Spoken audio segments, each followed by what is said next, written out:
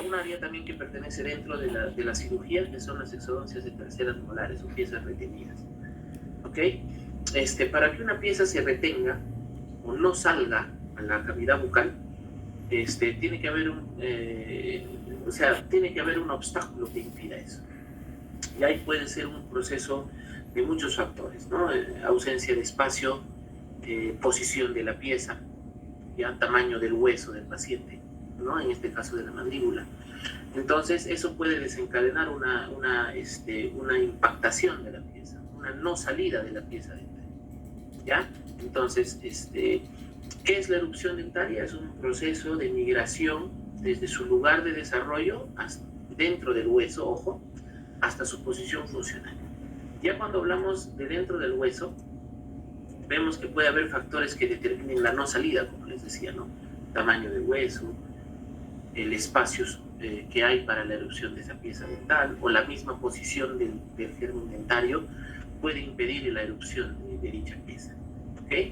Entonces, es un órgano vestigial ausente del 5 al 30%. Hay pacientes que ya no tienen o ya no forman esta estructura, ¿no? Esta pieza dental. Solamente el 20% de estas piezas erupcionan en posición adecuada.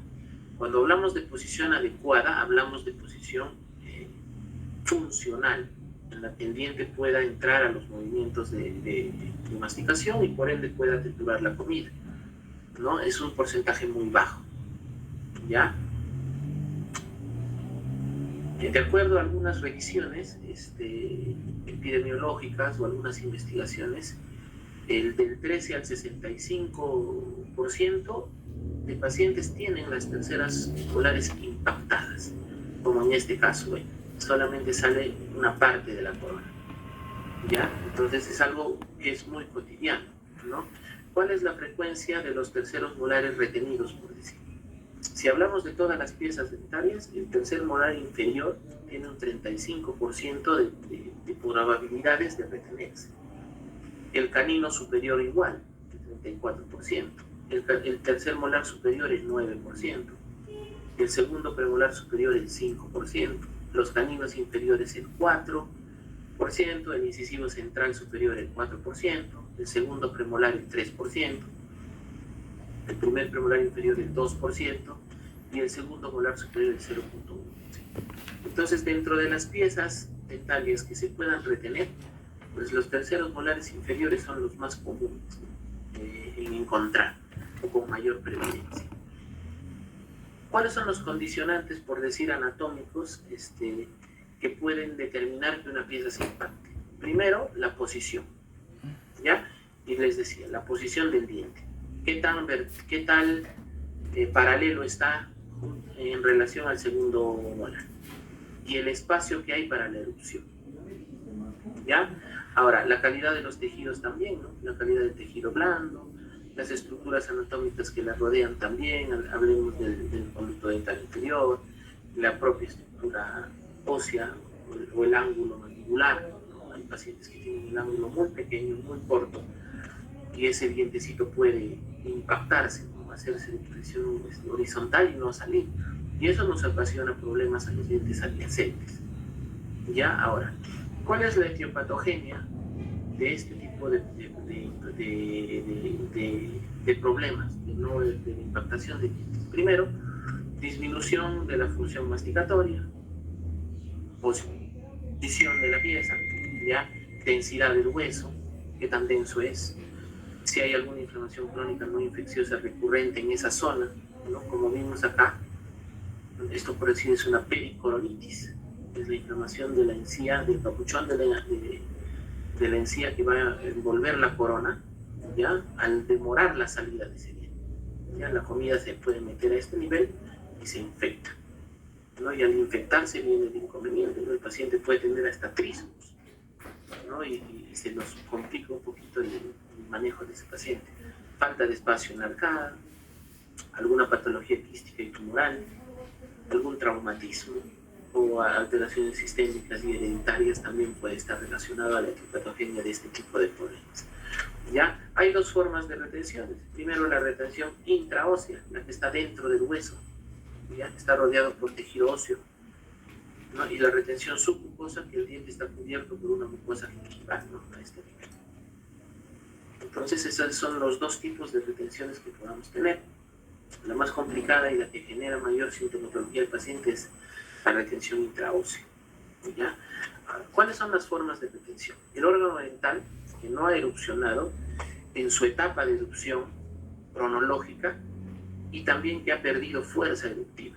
Si nosotros, por decir, vemos que la tercera molar puede erupcionar dentro de los 19 a los 22 años, un ejemplo, ¿no? La fuerza eruptiva va a terminar llegando a los 21 o 22 años. Entonces ese diente ya no va a tener fuerza para seguir moviéndose. Entonces se retiene, ¿no? Porque pasó su etapa eruptiva. Y cuando hablamos de impactación o diente impactado, es cuando este diente se encuentra bloqueado por algún obstáculo.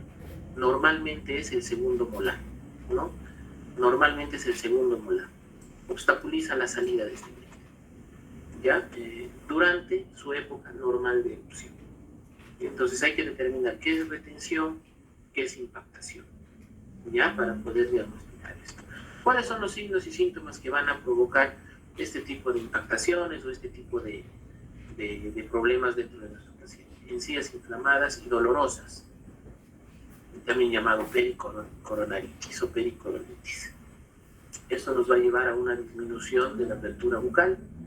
Puede haber en algunos casos hasta asociada a la anorexia por la poca ingesta de comida, porque el paciente no puede no puede abrir la boca para morder, ¿ya? Dolor agudo muy fuerte, inflamación facial,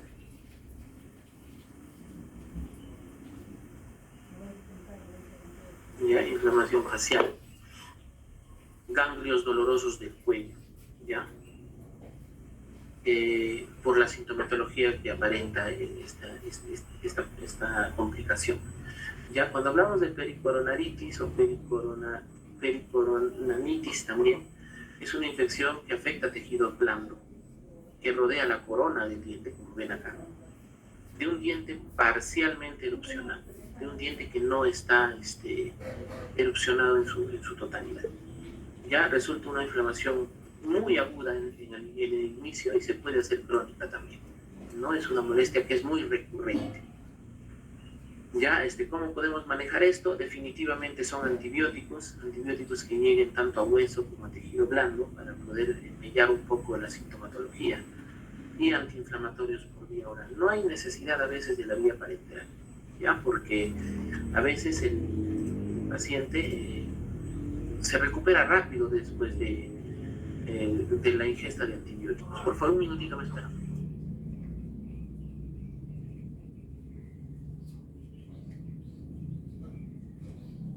Cuando no solea triste es el tiempo, ¿no? Pero cuando solea, alegre, ¿verdad? Pero cuando no solea, pero yo sí que estaba con todo lo que yo hice de corazón. Él nos agradece todo.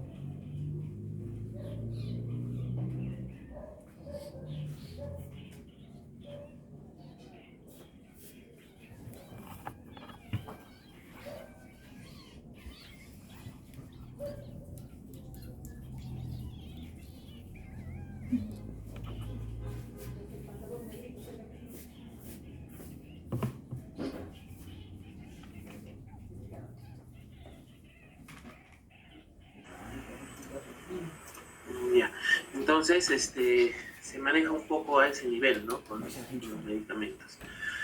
¿Cuáles son las complicaciones también que que se puede tener por la presencia de esta pieza dental retenida? Úlceras yugales o linguales, ¿no? A este nivel. Úlceras, heridas muy recurrentes, lesiones en el segundo molar, como ven acá. Desplazamientos dentarios por la erupción de esas piezas retenidas o por el empuje que puedan hacer. Estas piezas se pueden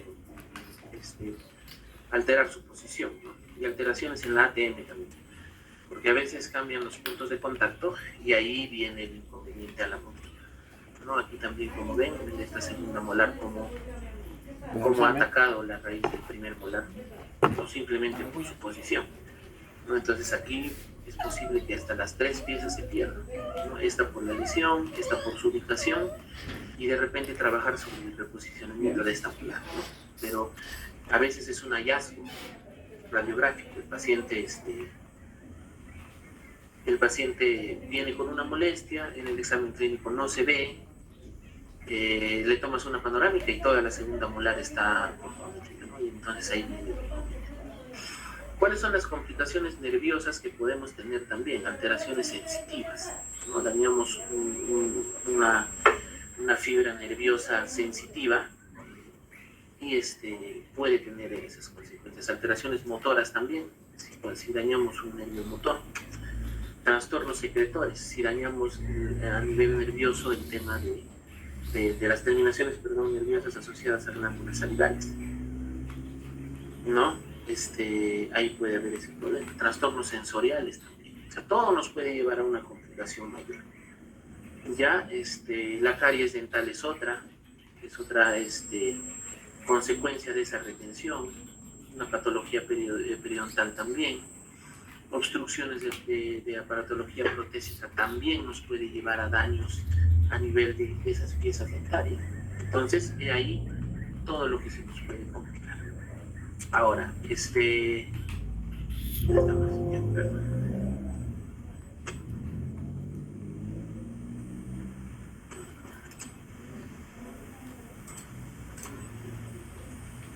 cuando nosotros hablamos de implantes, que también es un área específica de especialidad, hablamos que el implante es un biomaterial biológico que se aplica mediante una cirugía sobre tejidos duros y blandos para recobrar función y estética en los pacientes, ¿no? Son de titanio, son compatibles, ¿no? Sustituyen las raíces de las piezas dentarias para no hacer un tallado de dientes sanos, ¿no? Para reemplazar uno o más piezas dentales. En la actualidad son solo 2 los que se consideran válidos cuando se habla de tipo de material para implantes, ¿no? El titanio puro y el titanio recubierto de hidroxiapatita. Son los 2 más comunes. El titanio es un biomaterial por excelencia, dado su óptima biocompatibilidad con nuestro cuerpo. Entonces es un material de elección. Se óseo integra con el tejido hueso, con el tejido óseo, perdón. Se busca que el implante se una al hueso, se pegue al hueso y haga una soldadura biológica entre el hueso vivo y el titanio, ¿ya? Material que mejor responde al paso de los años también, ¿ya? Cuando hablamos de óseo-integración, pues hablamos que el titanio se va a integrar al hueso a este nivel, ¿ya? A este nivel se pega, ¿ya? Sin generar inflamación en el tejido que lo rodea, ¿no? El tejido blando que lo rodea. Esta unión íntima se llama óseo-integración, nuevamente les vuelvo a repetir, entre el titanio y las células óseas que están a nivel del hueso alveolar, ¿ya? Y eso tiene un periodo de tiempo, normalmente son de 6 a 10 meses que se espera que el implante sea aceptado por el hueso. Hasta eso tenemos que manejar mucho el tema de la sintomatología y el cuidado del paciente. Puede realizarse este tipo de implantes en distintos tipos de purismo, puede ser parcial o total. Podríamos hacer pacientes sin ningún diente remanente, podemos poner implantes para generar una prótesis total que retenga más. En el caso de prótesis fija, prótesis removible, pacientes desdentados parcialmente o cuando faltan dientes anteriores, un tema estético. Siempre tienen ese tipo de indicaciones. Ya, indicaciones secundarias en ausencia de un único diente a veces, en pacientes con enfermedad periodontal severa, o para anclajes ortodónticos, o para aplicaciones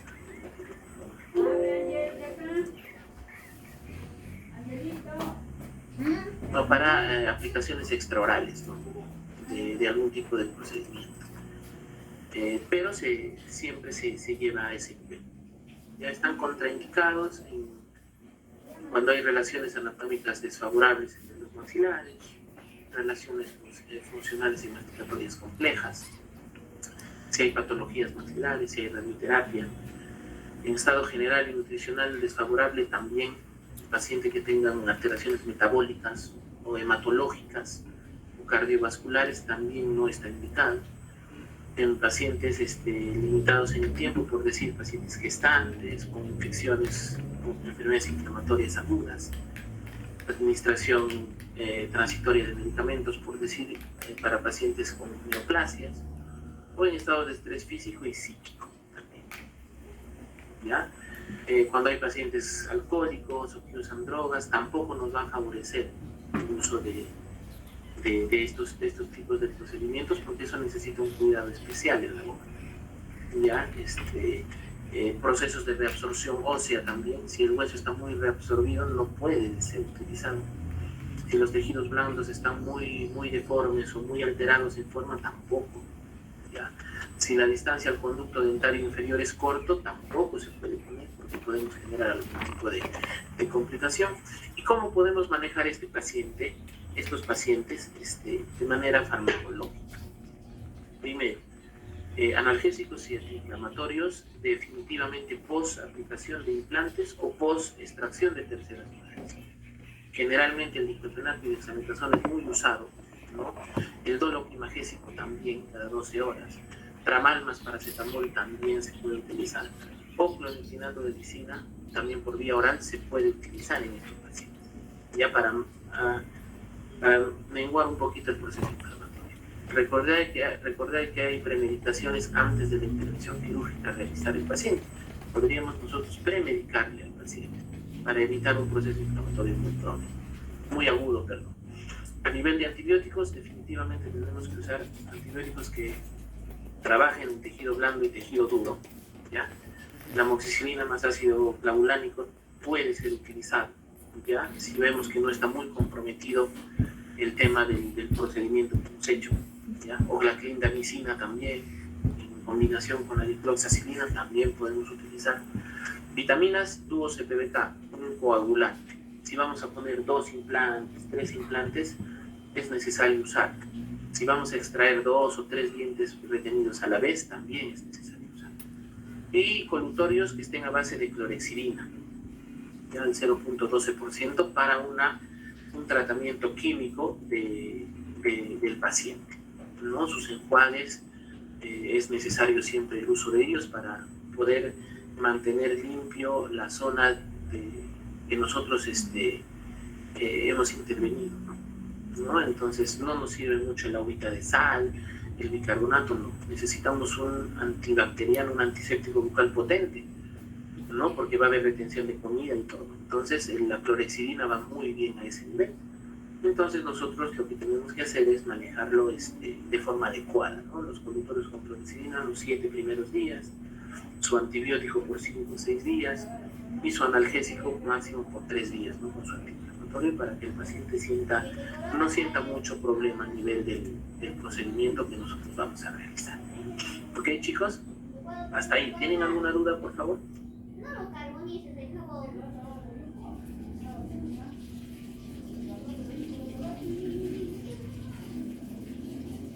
¿Tienen alguna consulta?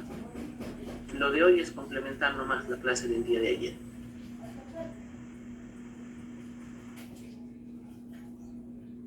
Doctor, Dime, te escucho. una consulta.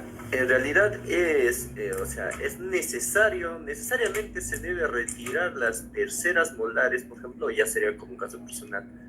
A veces es incómodo porque te sale en forma horizontal, ¿no? No sale vertical, no erupciona de la manera correcta las terceras molares. En mi caso, por ejemplo, se va hacia horizontal y como que sí incomoda la parte de los carrillos un poquito. Pero yo tengo un odontólogo y ya le he planteado, porque a veces se siente una molestia. Hay momentos creo que los carrillos se inflaman, amaneces inflamado, se da cuenta, ¿no? Te molesta. Entonces le dije que me la quitara y me dijo que no, eso no es muy necesario, eso tiene que estar ahí. No sé si fue una justificación por no poder hacerlo o es que realmente él me está recomendando que se debe mantener y no se debe quitar. Ya, mira, es que aquí la situación es ver el tema de la complejidad que hay con con las demás estructuras, ¿no? Si nosotros vemos que tu diente retenido está generando malposición dentaria, ya alteraciones en la pieza adyacente, no puedes morder bien, te estás lastimando el tejido blando, el carrillo, sí es necesario retirarlo, porque eso puede complicar mucho los demás dientes.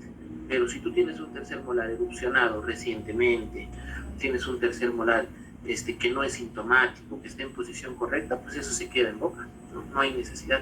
Tiene que tener las características que te mencionaba, ¿no? Tiene que estar impactado, comprometiendo tejido blando y duro, y ahí recién va el tema de la extracción, ¿no? Se programa la extracción. De repente lo que ha pasado es que ha visto que era un poco complicado el tema y ya no quiso hacerlo, ¿no? Puede ser eso también. Ya, doctora, muchas gracias.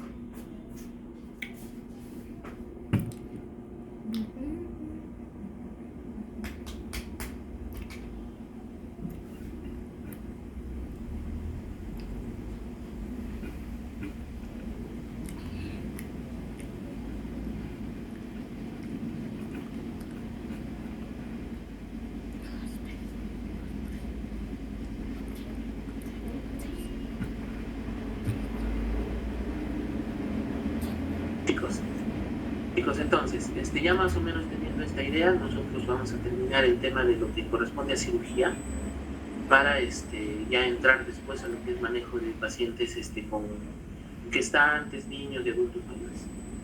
¿Les parece? Entonces, por hoy terminó, es lo que estábamos tratando de completar de la práctica del día de ayer para ya entrar a la última parte del curso la próxima semana. ¿Ya, chicos?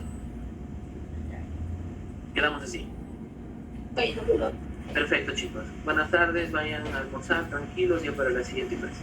¿Les parece? Buenas tardes con todos. Sí, doctor, gracias. Hasta luego.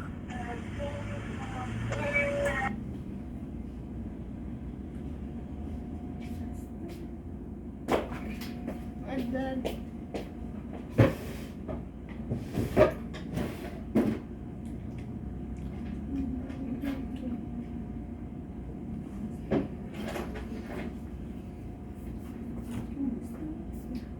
internet está abierto, ¿no? No déjame aquí. No me importa.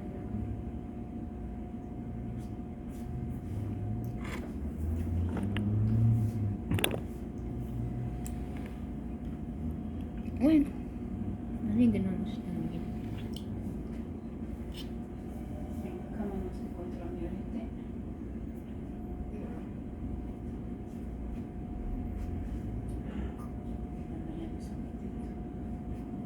No, lo voy a calentar. No es ahorita. Lo voy a poner